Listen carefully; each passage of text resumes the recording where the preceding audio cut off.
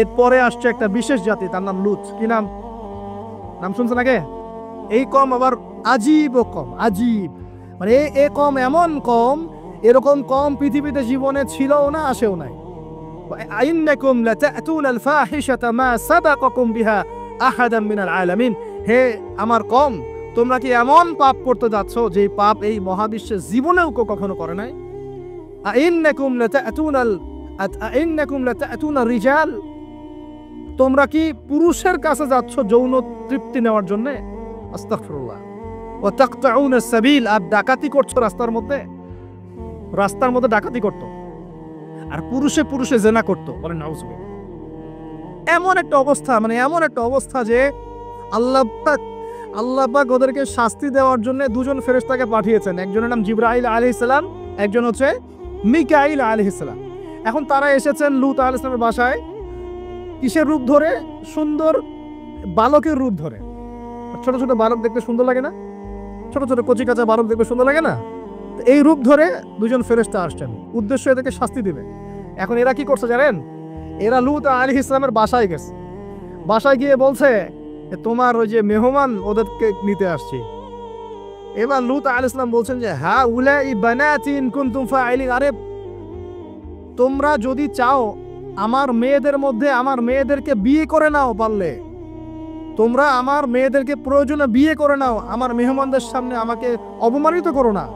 আলাইসা মিনকুম রাজুলুন রশীদ, তোমাদের মধ্যে কি একজন ভালো মানুষও বাকি নাই? এখন এদেরকেও তোমরা চাচ্ছ যৌনতা নিবারণ করার জন্য? আলাইসা মিনকুম রাজুলুন রশীদ, তোমাদের মধ্যে কি একটা ভালো মানুষও বাকি নাই? তখন এরা বলছে, লূত আলাইহিস সালাম কওম বলছে যে তুমি তো খুব ভালো করেই জানো, ওয়াইন্নাকা লাতা'লামু মা নুরিদ, তুমি তো খুব ভালো করেই জানো যে আমরা আসলে কি চাচ্ছি। তোমার মেয়েদের ব্যাপারে আমাদের কোনো আগ্রহ নাই, আমরা এই ছেলেগুলোকে চাচ্ছি। নাউজুবিল্লাহ। চিন্তা করতে পারেন? এবার ফেরেশতা দুজন বলছেন যে লূত তুমি চিন্তা করো না, তারা তোমার কাছে আসতে পারবে না। তাদেরকে ইন্না মাউইদাহুমুস সুবহ, তাদেরকে সকাল পর্যন্ত সময় দেয়া হয়েছে। আলাইসা সুবহু বিকরিব, সকাল কি কাছে নয়? আল্লাহ বলেন। সকালবেলা লূত আলাইহিস সালাম তার পরিবারকে নিয়ে বেরিয়ে গেলেন, কিন্তু তার স্ত্রী সে কিন্তু কাফের ছিল, সে ধ্বংস হয়ে গেল। লূত আলাইহিস সালাম চলে যাচ্ছেন, ফেরেশতারা বলছেন ফিরেও তাকাবে না পিছনে, কি হচ্ছে। এবার আল্লাহ পাক এমন শাস্তি দিলেন, দেখেন এই যে জমিনটাকে আল্লাহ পাক ওই ফেরেশতাদের পাখা দিয়ে উঠিয়ে আসমানে ওঠালেন। চিন্তা করেন, জমিন উঠে গেছে কোথায়? আসমানে। উঠিয়ে আল্লাহ পাক আসমান থেকে অঝোর ধারায় পাথর বর্ষণ করেছেন। পাথর বর্ষণ করে ওদের গা সব থেতলে দিয়ে আল্লাহ পাক উল্টা দিকে দাফন করে দিয়েছেন ওদেরকে। আল্লাহু আকবার। এটা আপনি ইন্টারনেট সার্চ করলেও দেখতে পারবেন যে জর্ডান একটা জায়গা আছে, জর্ডানের আশপাশে এই কওমে লূত থাকতো। ডেড সি, মৃত সাগর নামে একটা জায়গা আছে, ওখানে ওই জায়গাতেই তারা বসবাস করত, আরবের কাছাকাছি। আল্লাহ পাক বলছেন তোমরা তো দেখতে পারো ওদের অবস্থা কি হয়েছে, তোমাদের কাছেই আছে, বাড়ির কাছে। কেন হলো এই পাপ? কেন হলো শাস্তি? কোন পাপের কারণে? শিরক কুফর তো আছেই, তার উপরে স্পেশাল পাপ কি? সমকামিতা। কি পাপ? এই সমকামিতা উম্মতে মুহাম্মাদের মধ্যে ছড়িয়ে পড়ছে কিনা? আল্লাহু আকবার। আপনাদের শহরগুলোতে আস্তে আস্তে সমকামিতা ছড়িয়ে পড়ছে ভিতরে ভিতরে, এবং আল্লাহর আযাব বেশি দূর বাকি নাই। আমার কাছে মনে হয় আল্লাহর আযাব আসতে বেশি বাকি নাই, আসার মতো যোগ্য আমরা আগেই হয়েছি। এখন যেটা টিকে আছে আল্লাহর রহমতে টিকে আছে। যদি আল্লাহ পাক কোনোদিন যাররা পরিমাণ শাস্তি প্রদান করতে চান, তাহলে আমাদের কারো রক্ষা থাকবে না। থাকবে? সমকামিতা ছড়িয়ে পড়ছে, সারা বিশ্ব জুড়ে ছড়িয়ে পড়ছে। অনলাইনে এগুলোকে উস্কে দেওয়া হচ্ছে, অফলাইনে এগুলো নিয়ে আন্দোলন হচ্ছে। তারা এখন অধিকার চাচ্ছে। তাদের রেইনবো ফ্ল্যাগ আছে, 7 রঙের ফ্ল্যাগ, ওদের আইডেন্টিটি। তারপরে বিভিন্ন জায়গায় সমকামিতার পাঠও দেয়া হচ্ছে। সুবহানাল্লাহ। হ্যাঁ, বইপত্রগুলো তো সমকামিতার পাঠও চলে আসতেছে। মানে এগুলোকে বাক স্বাধীনতা বলা হচ্ছে এখন। না, এটা বাক না, বলে ব্যক্তি স্বাধীনতা। কি বলে? ব্যক্তি স্বাধীনতা। আস্তাগফিরুল্লাহ। তো দেখুন, এটা এমন পাপ যে পাপ সম্পর্কে নবীজি সতর্ক করেছিলেন। তিনি বলেছিলেন যে আমার উম্মতের উপরে আমি যে কয়েকটা পাপের ব্যাপারে বেশি ভয় পাই, আর একটা হচ্ছে শিরকের পাপ।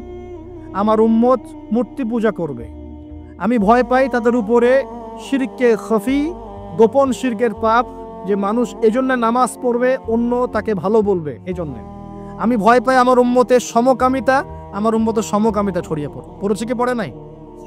শাস্তি আসবে কি না এখন? তাহলে আরো সামনে যান। ফেরাউন এবং তার দলবলকে আল্লাহ পাক ডুবিয়ে মেরেছেন, মারাছেন না? কি পাপের কারণে? অহংকার। সে বলেছিল আয়না রব্বুকুমুল আলা, আমি তোমাদের মহান রব। কে বলেছিল?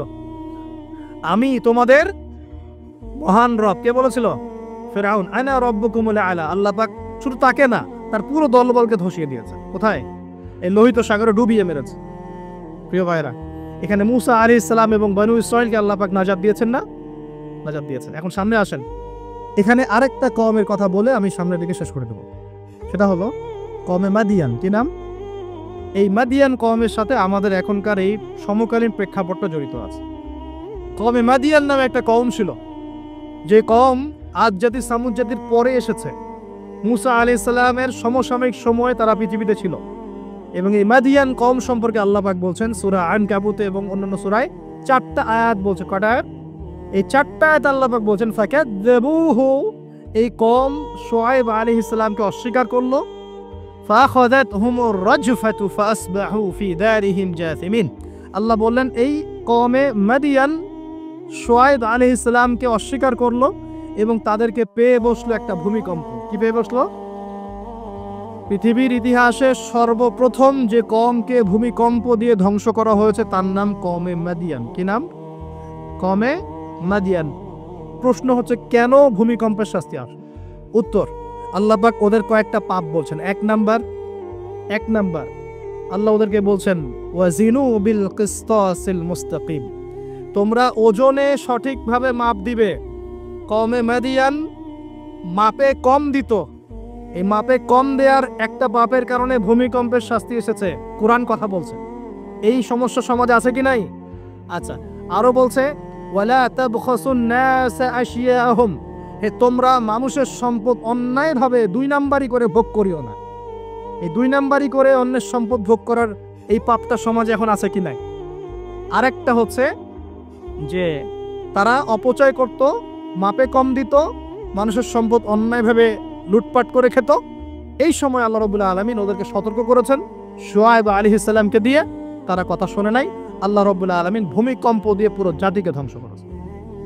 তাহলে পৃথিবীর ইতিহাসে এই ভূমিকম্প নতুন আগে হয়েছে? এই ভূমিকম্প এখন আবার নতুন করে বেশি বেশি হচ্ছে কিনা? এই ভূমিকম্পের অপরাধ আল্লাহ পাক কি বললেন? মাপে কম দেয়া, অন্যের সম্পদ অন্যায়ভাবে আত্মসাৎ করা এবং কি অপচয় করা। কোন কম করেছে এই কাজগুলা? কওমে মাদিয়ান। এখন আসেন কওমে মাদিয়ান থেকে নবী সাল্লাল্লাহু আলাইহি ওয়াসাল্লাম কি বলছেন। এবার আমাদের নবীজি বলছেন, শোনো, বাইনা ইয়াদাই সাআ, একটু মনোযোগ দেন, আমি 3-4টা হাদিস বলে শেষ করছি। বাইনা ইয়াদাই সাআ, আমাদের নবীজি বলছেন এবার শোনো, হে আমার উম্মত তোমরা সতর্ক হও, শোনো, কিয়ামতের আগে আগে আসবে মুতানুন শাদীদ। মুতান মানে দ্বিবচন, মানে দুটো বড় বড় মহামারী। কয়টা বড় বড় মহামারী? হিসেব করে দেখেন তো যে পৃথিবীতে মহামারীর সূচনা থেকে নিয়ে এই পর্যন্ত কোন মহামারীগুলো সবচেয়ে বড় ছিল। এটার স্টাডি আপনি করবেন, আমি বলে দিব না।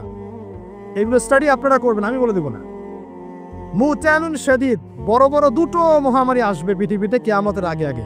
কয়টা আসবে? ওয়া বা'দাহু, এবং এই মহামারীর পরে আসবে। এই মহামারীর পরে আসবে একটা মহামারী গেছে। আচ্ছা, এই মহামারীর পরে আসবে, নাউজুবিল্লাহ, এই মহামারীর পরে আসবে সানাওয়াতুজ জালাজিল। আরবি যারা বোঝেন বুঝবেন। সানা মানে হচ্ছে একটা বছর। সানা মানে কি? এক বছর। সানাওয়াত মানে প্লুরাল নাম্বার, অনেকগুলো বছর। জালজালা মানে হচ্ছে আপনার ভূমিকম্প। জালাজিল মানে কি? ভূমিকম্প সমূহ, বহু বচন। মানে মহামারীর পরে আসবে সানাওয়াতুজ জালাজিল, ভূমিকম্পের বছরগুলো। মানে বছর ধরে, বছরের পর বছর ধরে পৃথিবীতে বিভিন্ন জায়গায় ভূমিকম্প হতে থাকবে। কে বলেছেন? নবী সাল্লাল্লাহু আলাইহি ওয়াসাল্লামের কথা কি সত্য না মিথ্যা? আস্তাগফিরুল্লাহ, সত্য না মিথ্যা? সত্য। তার মানে একটা হাদিস পেলাম, নবীজি বলেছেন কিয়ামতের আগে আগে কি হবে?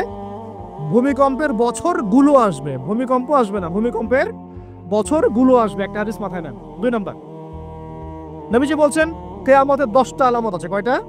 10টা। তার মধ্যে 1 নাম্বার আলামত হচ্ছে দাজ্জাল। কি নাম?